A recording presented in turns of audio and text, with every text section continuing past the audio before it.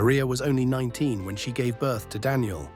His father was long gone by then, chasing empty promises in another country. Left behind in the slums of the city, Maria swore Daniel would never know this kind of life, this hunger, this cold, this shame. She worked until her hands bled. Days cleaning toilets in towering glass buildings she would never step into as a guest. Nights scrubbing dishes in the back of greasy restaurants where the managers barked at her like an animal. Sometimes she slept only 2 hours a night, her back twisted in pain. But she never stopped. New clothes. Never for her. A doctor when she was sick. She couldn't afford it. She mended her shoes with tape and thread. She brushed her hair in the mirror at 5 a.m. and promised herself, Daniel will have a better life. She enrolled him in an elite private school where the tuition cost more than her yearly salary. Every month was a war against hunger, against bills, against the clock. She skipped meals to pay for Daniel's school trips, his textbooks, his shiny black shoes, his pressed uniform. Daniel thrived. He grew tall, handsome, confident, everything Maria wasn't. He learned to talk about art, politics, and global business like the sons of senators and CEOs. His classmates had chauffeurs and private jets. And little by little, Daniel began to pull away. At home, Maria still kissed his forehead before he slept, still patched his clothes in secret, still whispered prayers for him under her breath. But Daniel stopped answering her calls at school. He started coming home less and less. University came, and with it, a scholarship to one of the top schools in the country. Daniel disappeared into a world of champagne weekends, ski resorts, and friends who had never known the taste of hunger. Maria watched from afar with pride, and loneliness, and a growing emptiness. One day, after saving for months, she took a long, slow bus ride to visit him. She carried a gift, a simple leather wallet she had bought with her last paycheck. She imagined the smile on his face when he saw her. She imagined him introducing her proudly to his friends. "This is my mother. She gave up everything for me." When she arrived, she found him laughing with his friends in the university courtyard. They wore designer clothes, watches that cost more than Maria earned in a year. She hesitated. Her dress was old, her hands were cracked. She felt suddenly so small, but love pushed her forward. "Daniel," she called, smiling brightly. The group turned. Daniel saw her, saw the cheap sandals, the shopping bag worn thin at the handles, the dark circles under her eyes. In a heartbeat, shame filled him like poison. He turned back to his friends. "Who's that woman?" one asked, wrinkling his nose. Daniel shrugged. His voice was ice. "No one. Some crazy woman, probably homeless." Maria froze. "Daniel, it's me, son." She stepped closer, reaching out her hand. Daniel's friends started to laugh. One pulled out his phone to film. "Yo, Daniel, she's talking to you, man." "Madame, please leave me alone." Daniel snapped in perfect English, no trace of his mother's accent. She hesitated, clutching the small gift in her hand, smoothing down her faded dress. She called out softly, almost trembling, "Daniel?" At first he didn't hear, or maybe he pretended not to. When she called again, louder, Daniel turned. His laughter died. His friends followed his gaze, their faces twisting in amusement. There she stood, his mother, small, brown, tired. Poor, she looked so terribly out of place here, like a stray dog that had wandered into a palace. Daniel's mouth tightened. His friends were already whispering. "Who's that? She lost or something?" One of them snickered. Another pulled out his phone, ready to film something to post online. Maria stepped closer, her face open and warm, unaware of the growing cruelty around her. "I brought you something, son," she said, smiling, offering the wallet wrapped in crinkled paper. Daniel's ears burned with humiliation. He could feel the judgment from his friends. He could feel the world he had built cracking at the edges. He shoved her hand away roughly. The wallet fell to the ground, breaking open, a few coins scattered on the pavement. "Madame, I don't know you," he said coldly. "Go back to wherever you came from." The crowd of students laughed. Some took pictures. Maria froze, her hand still outstretched, shaking, her heart twisting so violently she thought she might collapse. "I'm your mother," she whispered, her voice breaking. Daniel turned his back on her. "She's crazy," he muttered. "I don't know what she wants." Maria bent down silently, picking up the scattered coins with trembling fingers. The old leather wallet, now dirty and torn, lay in her lap like a broken heart. For a long moment, she knelt there in the dirt, while Daniel and his friends walked away, their laughter stabbing her like knives. She sat there until the sun set, invisible among the elite towers, the shining marble, the golden children she had worked so hard to make her son one of. When night fell, Maria took the long, cold bus back home, alone, forgotten. At home, she sat by the window, staring out into the darkness. She placed the wallet carefully on the table. The pride she once had, the dreams she had built her whole life on, turned to ashes inside her. Somewhere deep in her chest, something cracked and died. And Daniel? He never called, never wrote. He became a successful man, rich, admired. When people asked about his parents, he simply said, "They passed away a long time ago." And in a way, he wasn't lying. Because the day Daniel humiliated his mother, Maria stopped living. That night, Maria did not sleep. The small apartment that had once been full of Daniel's laughter felt like a tomb now. Every cracked tile, every stain on the wall whispered of all she had given, and how little it had meant. For the first time in years, she didn't set her alarm for work.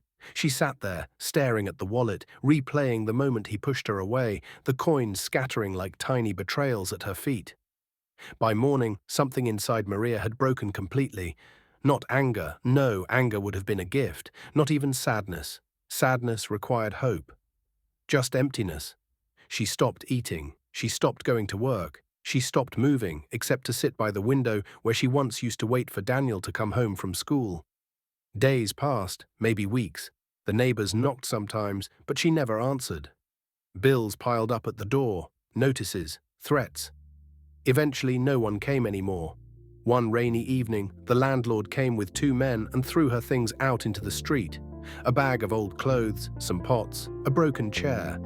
The wallet fell onto the sidewalk, soaked by the rain, but Maria didn't even notice. She simply walked away. For a while, Maria lived on the streets, a ghost drifting between shadows. She wrapped herself in plastic to stay dry, begging strangers for coins she once denied herself to give her son the world. No one recognized her.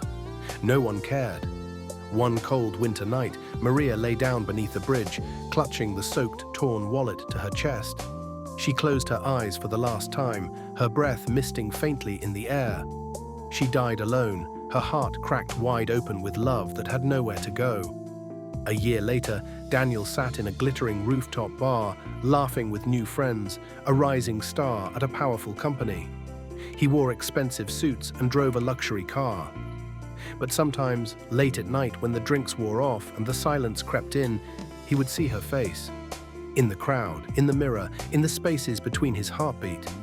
A wrinkled hand offering a small, cheap wallet. A pair of eyes shining with so much love and so much hurt. He would shake it off, drink another glass, laugh louder. But it never really left him.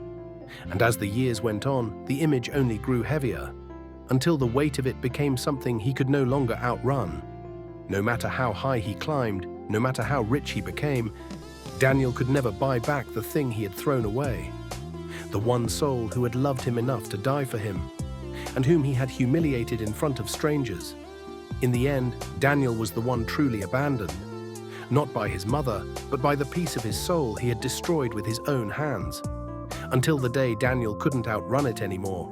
He was at another event, some gala for the elite, champagne flowing, music humming, when he saw her, or thought he did. A woman standing in the corner of the room, soaked in rain, holding the torn wallet in her hands, staring at him. Daniel blinked hard. When he looked again, she was gone. But the weight of it stayed, like a hand gripping his chest, tightening. He excused himself, stumbling into the night air, gasping like a drowning man. The cold wind hit his face, but it wasn't enough to wash away the shame.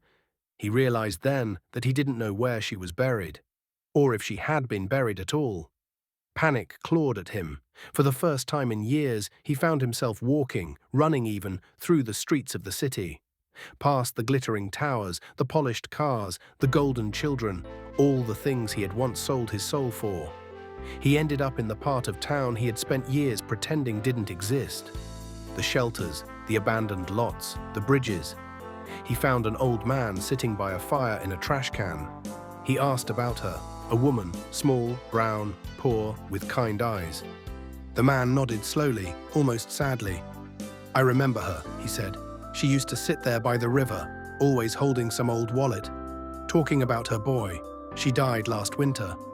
Daniel's knees gave out. He knelt there in the dirt, the same way she had once knelt, picking up the coins he had scattered from her hands. Tears flooded his eyes, blinding him, but it was too late. There was no grave for him to cry over, no tombstone to apologize to, only empty streets and the sound of the river, cold and endless. In the years that followed, Daniel rose even higher in society, but he never brought friends home, never spoke of family. And every night when he closed his eyes, he saw her, standing by the river, soaked and shivering, still waiting for the boy who had thrown her away. And Daniel understood then. No matter how high he climbed, no matter how rich he became, he would always be the boy who killed his mother's heart. And that was a wound no fortune could ever heal. Daniel tried to fill the emptiness, with work, with women, with luxury vacations, awards, charity galas where he donated money in his mother's name, pretending it would somehow erase what he had done. But guilt is a patient disease. It does not scream, it whispers. It coils inside the ribs, waits behind every mirror. At night, Daniel stopped sleeping. He would lie in his penthouse, the city lights flashing across the ceiling, and hear the faint sound of coins falling. Clink, clink, clink, as if they were still scattering from her ruined hands. Some nights he swore he heard her voice, soft and broken. "I did it all for you, son." One evening, after yet another award ceremony where he smiled and shook hands and told polished lies, Daniel came home to find a small package at his door. No return address. Inside was a wallet, his old wallet. The cheap leather soaked and torn, but still holding a faded photo of a younger Maria, her arms wrapped around a beaming little boy. Daniel dropped it like it burned his skin. But when he turned away, the photo clung to his hand like a curse. In the days that followed, Daniel's mind unraveled. He saw her everywhere, in the faces of cleaning ladies wiping champagne from marble floors, in the tired women selling roses on the corners, in the janitor who bowed his head when Daniel passed. One night, drunk and hollow, Daniel stumbled back to the river where she had died. He stood at the edge, the wind cold and sharp against his face. In the black water, he thought he saw her reflection, smiling sadly, not angry, not vengeful, just tired. The last thing anyone saw of Daniel was his empty car parked by the river, engine still running, door swinging open in the wind. No body was ever found, only the wallet, washed up on the muddy shore the next morning, still clutching that photo. After Daniel vanished, people whispered. Some said he faked his death to escape guilt. Others believed he had simply drowned, another rich man swallowed by the river. But in the old parts of the city, among the forgotten and the broken, a different story grew. The homeless by the river swore they saw him sometimes. Not Daniel as he was, sharp-suited, proud, polished. But Daniel ruined. A thin figure wandering the riverbanks barefoot, clothes soaked, eyes hollow, muttering to himself, holding that same worn wallet close to his chest like a dying prayer. At first, the others tried to help him, offered food, shelter. He wouldn't take it. He would just whisper over and over, "I'm sorry, Mama. I'm sorry," until the night swallowed him again. They said he could never leave the river, that it had claimed him, that his mother's soul had wept so hard, cried so loud, that the river itself had heard and dragged him into its cold embrace. Not to kill him. No, that would have been mercy. To keep him. To make him walk forever where she had died, searching for a forgiveness that would never come. Some say if you go to the river at midnight, you can hear them both. The mother crying softly, the son begging into the dark, and if you're foolish enough to get too close, if you stand on the shore and pity them, you might feel a hand brush your wrist, software wet, pulling you gently forward. Because guilt is never satisfied, and the river is always hungry for another broken soul. They say the river itself was cursed long before Daniel was born, a place where the forgotten wept and their grief soaked into the earth, poisoning the water with sorrow. When Maria died alone by its edge, her final cry, a mother's heartbreak, was so pure, so fierce, that the river woke. It listened, and it judged. Daniel didn't just vanish that night. He was claimed. His body was never found because he no longer had one. The river twisted him into something else, a wraith bound by his guilt, trapped in the very place he had abandoned his mother. Now, under the light of the sickle moon, travelers near the river might catch a glimpse, a figure standing knee-deep in black water, skin gray and bloated, eyes hollow and weeping blood, whispering her name. But that's not the worst part. Sometimes the river lets him leave its banks, just for a little while. He walks the city's dirty streets, invisible to the rich and proud he once called friends, but seen by those who have lost everything. The poor, the broken, the abandoned. They say if he touches you, you will feel the weight of every mistake you've ever made crush your chest. You'll remember every betrayal, every sin. You'll see the faces of those you hurt, and some, driven mad by the guilt, throw themselves into the river too, feeding it, strengthening its curse. Daniel's punishment will never end. Because every soul the river takes because of him chains him tighter to its muddy floor, and his mother, her spirit watches from the other side of the water, silent and sad, unable to save the boy she once sacrificed everything for. A boy who, in the end, sacrificed nothing for her, and so the river grows, and waits, and whispers. It is hungry for more, and it remembers every name. Now the river is a warning. Mothers tell their children, honor those who raised you, or the river will find you. Old men sitting in broken cafes murmur prayers before crossing its bridges. Young lovers dare each other to whisper Daniel's name at midnight, but none stay long enough to see if he answers. Some say they've heard a wet, dragging sound behind them if they linger too close. The legend of Daniel and his mother became more than just a ghost story. It became a judgment, a reminder that love and sacrifice are sacred things, that those who spit on them, those who trade loyalty for pride, are marked, hunted, and swallowed by the very sorrow they create. And somewhere, deep in the black current, Daniel still walks, endlessly, a son who forgot where he came from, a soul no amount of money, fame, or regret could ever buy back. The river does not forgive, and it does not forget. It waits, patient, cold, and always hungry. Dear viewers, sometimes the greatest success is not wealth, but the ability to love deeply. And never forget those who bled to give us life. Never trade your soul for acceptance. Never abandon the hands that raised you. Because ghosts of guilt do not rest, and regret, once it blooms, never stops growing. The greatest tragedy is not poverty, but being forgotten by the one you gave your life to. Honor your mother while she's still alive, or spend the rest of your life haunted by her silence. Thank you for watching. I hope you liked the story. If you do, please don't forget to like, share, and subscribe for more. Thank you.